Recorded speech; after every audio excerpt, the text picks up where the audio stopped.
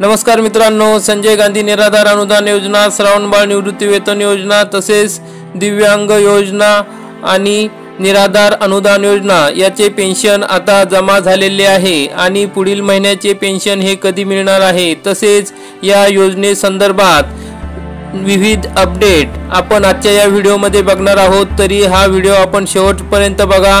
चॅनलवरती नवीन असाल तसेच चॅनलला सबस्क्राइब केले नसेल तर चॅनलला सर्वप्रथम सबस्क्राइब करा, म्हणजे अशाच महत्त्वाच्या अपडेट आपल्याला वेळोवेळी मिळत राहतील। चला तर मित्रांनो, बघूयात संजय गांधी निराधार अनुदान योजना तसेच इतर निराधार अनुदान योजनेविषयी राज्यभरातील नवीन अपडेट। तर मित्रांनो, संजय गांधी निराधार अनुदान योजनेत पूर्ण राज्यामध्ये सातारा जिल्ह्यातील फलटण तालुका हा अव्वल स्थानी ठरला आहे। तर मग त्या संबंधित काय बातमी आहे ती बघूया।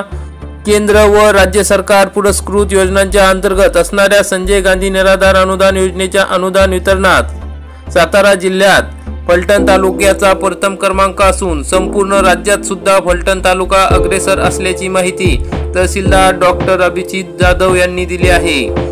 याबाबत अधिक माहिती देताना डॉक्टर अभिजित जाधव म्हणाले की संजय गांधी निराधार योजनेच्या एकूण 4480 लाभार्थ्यांना जुलै 2024 अखेरचे अनुदान त्यांच्या बँक खात्यात जमा करण्यात आले आहे। नुकतीच संजय गांधी निराधार योजनेची जिल्हास्तरीय बैठक संपन्न झाली। सदर बैठकीत घेण्यात आलेल्या आढाव्यानुसार संपूर्ण सातारा जिल्ह्यामध्ये योजनेच्या अंमलबजावणीत फलटण तालुका सर्वाधिक आघाडीवर आहे।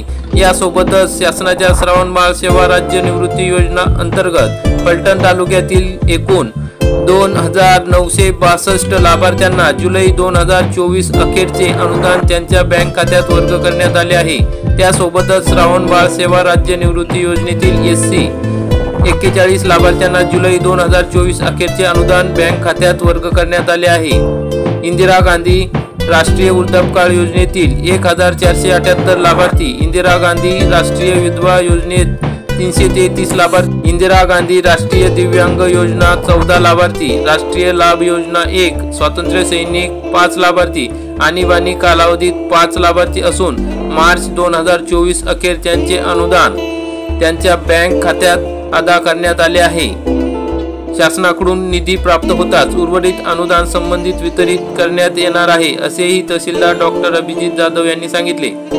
तर मित्रांनो, ही बातमी याच्यासाठी दाखवली की काही ज्या योजना आहे ज्या केंद्र स्तरावर आहे त्यांचे मार्च अखेरपर्यंत अजून अनुदान आले नाही, मार्च महिन्यापासून, आणि ज्या श्रावणबाळ योजना आहे, संजय गांधी निराधार योजना आहे, राज्य स्तरावरच्या त्या योजनांचे पैसे जमा झालेले आहेत। तर काही लाभार्थ्यांचा अडचण आहे की त्यांचे पैसे जमा होत नाही, तर ते कारण आहे की केंद्र शासनाचे अजून पैसे आलेले नाहीत। आणि या तहसीलदार साहेबांचे सर्व निराधारांकडून अभिनंदन। यांनी अशा सर्व तहसीलदारांनी वेळेवर सर्व लाभार्थ्यांचे वेतन केले तर सर्व लाभार्थ्यांना या ठिकाणी लाभ मिळेल। तर मित्रांनो, पुढील महत्त्वाचे अपडेट आहे कोपरगाव मतदारसंघातील नागरिकांना शासनाच्या विविध योजनांचा लाभ मिळून त्यांना आवश्यक ती मदत केली आहे।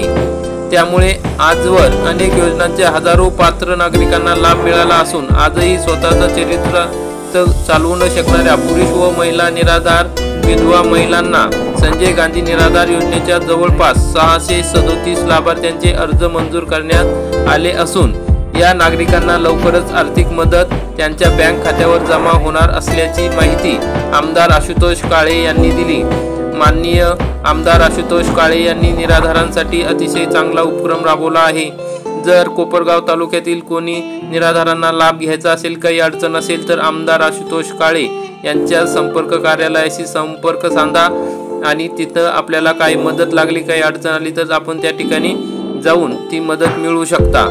तर मित्रांनो, अशा प्रकारे ह्या महत्त्वाच्या अपडेट होत्या। तसेच मित्रांनो, सर्वांना प्रश्न पडला आहे की पुढील महिन्याचे लाभ म्हणजेच अनुदान हे कधी जमा होणार आहे। तर माननीय अजित पवार यांनी सांगितल्याप्रमाणे 5 ऑगस्ट रोजी लाभार्थ्यांच्या खात्यात पैसे जमा होणार की नाही हे बघण्यासारखी गोष्ट आहे, कारण की महत्त्वाची अपडेट अजून कोणतीही आलेली नाही। त्या संदर्भातलं कोणतंही परिपत्रक किंवा GR निघालेला नाही। तरी वरील जे तहसीलदार चांगले काम करतात त्यांच्या त्या अधिकाऱ्यांनी जर वेळेवर आलेले अनुदान जमा केले तर लाभार्थ्यांना वेळेवर लाभ मिळू शकतो। तर मित्रांनो, पुढील महिन्याची पेन्शन किंवा अनुदान हे कधी मिळेल याबाबत कोणतीही अपडेट नाही। जर अपडेट आली तर आपल्याला लगेच कळवलं जाईल। त्यासाठी मित्रांनो, आपण या चॅनलला सबस्क्राईब करून ठेवा, म्हणजे अशाच काही महत्त्वाचे अपडेट आल्या तर आपल्याला लगेच आपल्यापर्यंत पोहोचणार आहे। तरी मित्रांनो, आपण हा व्हिडिओ बघितला त्याबद्दल धन्यवाद। व्हिडिओ आवडला असेल तर व्हिडिओला लाईक करा, चॅनलला सबस्क्राईब करा। जय हिंद, जय महाराष्ट्र।